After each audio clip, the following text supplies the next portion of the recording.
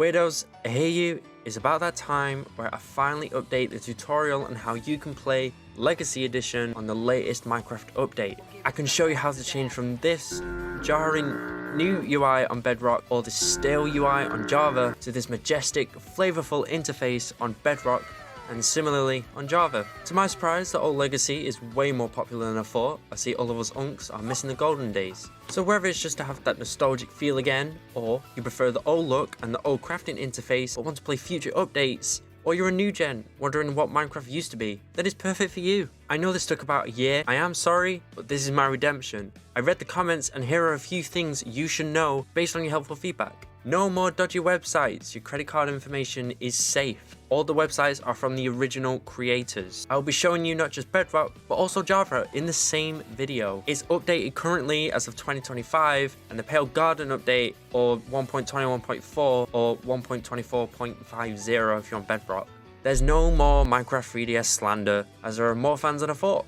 There are actually 5. I'm not sure if it will work on Xbox, PlayStation and Switch. You can do a method via Windows Bedrock and Realms, but there is a tutorial on a website that I found, Sportskeeda, but again I can't guarantee that it will work, but I'll leave a link in the description nonetheless. I'm doing the tutorial on Windows, but mobile and Java players who can access local files, download and import them can 100% do it too. Again, this wouldn't be possible without these awesome people who made this pack.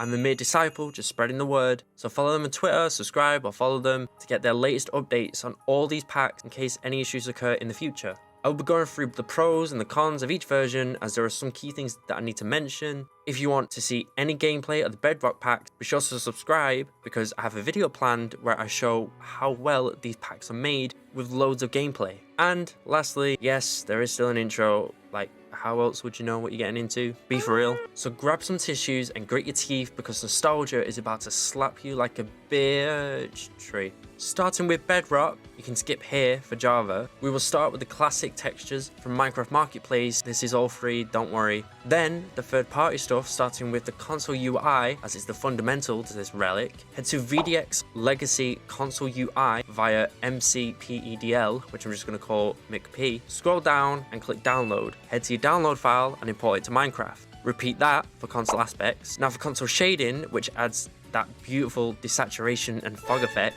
head to CurseForge, click on files, click the version that you're downloading, and then click download. Then, once again, import it to Minecraft. Now, this is optional, but the classic texture pack that comes with Minecraft doesn't revert all the textures and just doesn't include new additional textures, like the pale wood set. So I found this one called Classic Textures Fix, go figure.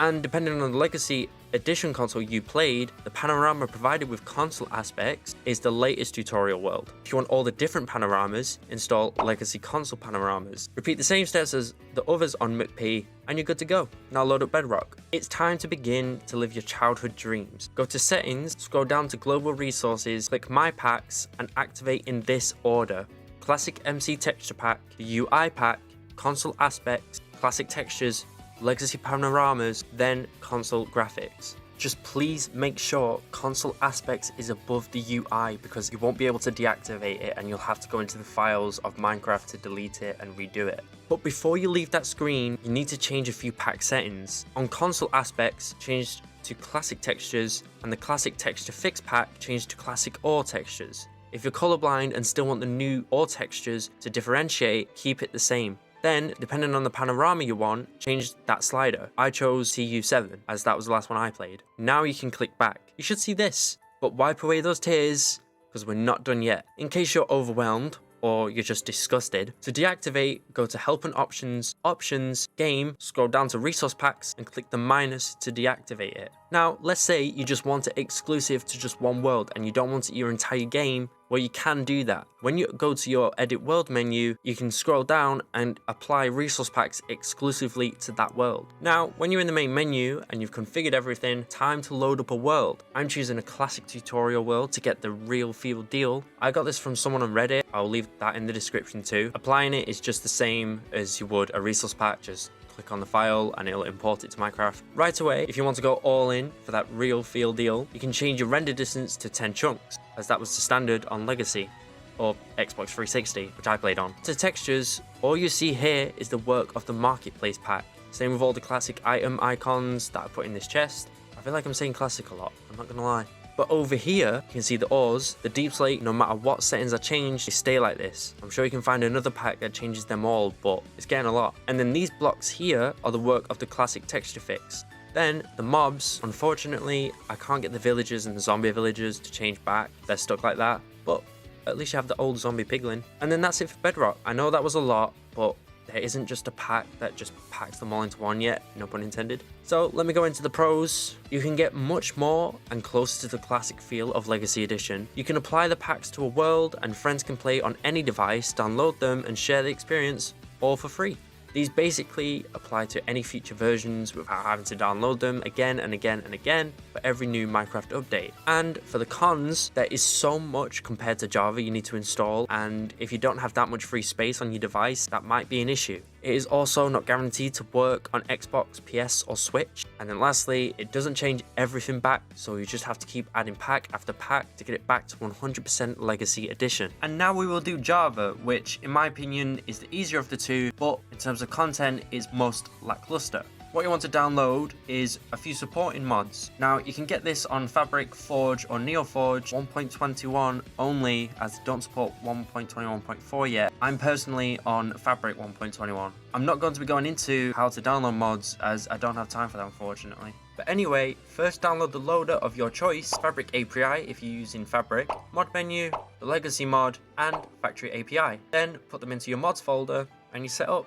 Easy, right? No, Controlify is only available for Fabric and NeoForge if you plan on using a controller. Once you load up Minecraft, you're met with the original load up screen from Legacy Edition, which I really like. Then it tells you about autosaves and controller support, which is a nice touch. However, unlike Bedrock, you're stuck with new music. No exclusive C418, which Bedrock has. I know that may be an issue to some people.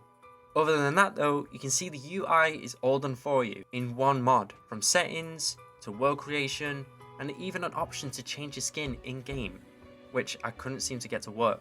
What I really want to focus on though is the world creation screen, as it's almost, from my memory, a one-to-one recreation which Bedrock lacks. Jumping into another tutorial world, which again I'll leave the download link in the description, we're going to go into all the textures. Something to note is it doesn't change the graphic, so there's no fog or desaturation. But going into the textures, you can see that again, just like Bedrock, it doesn't revert everything back. So I tried to find a pack that reverts everything, and I did, called Programmer Art Ultimate. This does, however, change a lot of textures, including some custom ones which some of you may not like.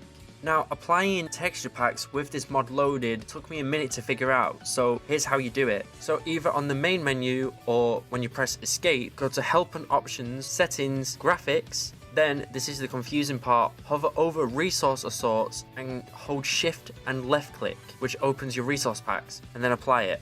Now, this mod treats every world as if it's your first, so if you look at any mobs or any blocks or anything, it tells you everything about it. Which, again, it gets that feel, but it can get pretty annoying. Then of course it tells you about autosave, and it gives you a little countdown as well, just before it's about to. Then of course, advancements as well, but that's just the Java thing. I just want to point out the controls. Flying specifically, if you plan to play in creative, you literally zoom when sprinting, and then move like my granddad when just flying normally. And when it comes to combat, there is no console combat like the spam click or the sword blocking, which is pretty strange since it's a mod. Moving on to the textures though, as you know, this is what the default Minecraft one gives you, and then the icons as well. Then before I show you the pack textures, just please go into this with an open mind. You ready? Yeah, this is why. I'm sure the pack developer did his best. Like, some of these I imagine are his own idea of what some of the textures would have looked like if they came out 10 years ago, which was way before the texture update. Now, come into this room here and then look at these two blocks. Can you tell me which one is deep slate and which one is blackstone?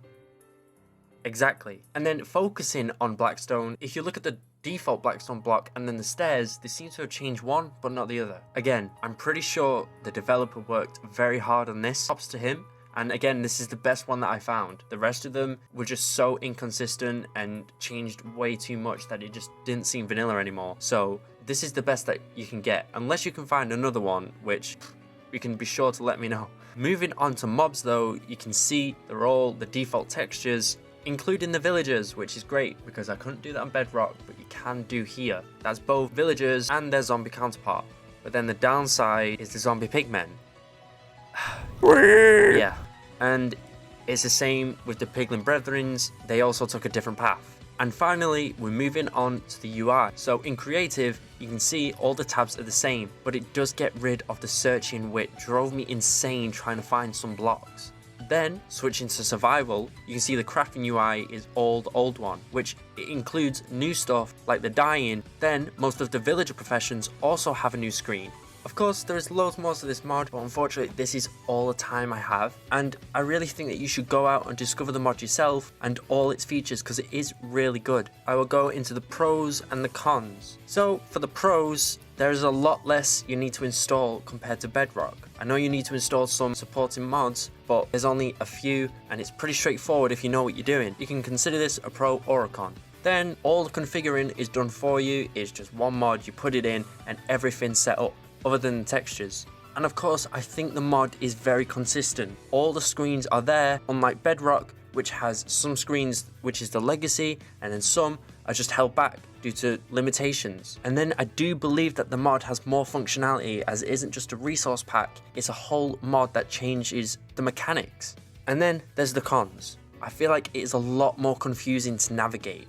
And I really feel like the mod has a lot more to work on. Like there isn't any direct answer, pack or mod to getting all the old textures and functionalities. And I really feel like they missed out on exclusive C418 music. Again, you can get that with another mod, but that's not what we want. We want it all in one. And I just don't feel like there's enough configuration overall. I find it hard to achieve the results we saw on Bedrock. And lastly, which I feel like is the worst one, every Minecraft update you have to reinstall the mod. Not just that mod, but of course the downloader that you're using and all the other supporting mods. It's a hassle. And that's it. You let me know which is better in your opinion, because these pros and cons are just my opinion at the end of the day. And tell me whether it works well and brings those memories back. But at the end of it, you may realise it wasn't the version or the so-called convenience you miss, but the time and the age that you played it. You don't miss Legacy, you miss being a kid. But hey ho, that's life. I'm just grateful this was my childhood, and I'm grateful that I can relive those memories now. And maybe one day I'll be reliving these memories with a kid of my own. And maybe you will too. But yeah, I'll see you later, weirdos.